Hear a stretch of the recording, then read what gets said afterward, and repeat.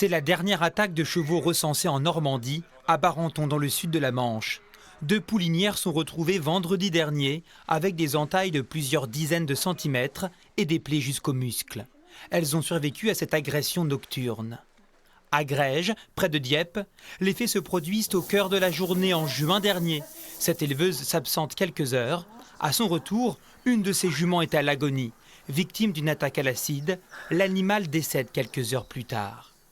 Toujours en juin et en Seine-Maritime, à Gruménil, où les agresseurs s'en prennent à 2 ânes. L'un d'eux est mort, victime d'actes de cruauté, un œil est crevé, une oreille coupée.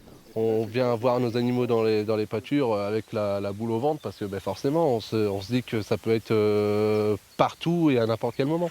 Les affaires de maltraitance animale ne concernent pas que les équidés. En février dernier, cette vidéo fait scandale sur les réseaux sociaux. Dans l'Eure, un homme frappe violemment un chien. Ce n'est pas son propriétaire, mais il s'agirait d'un vétérinaire de Vironvé.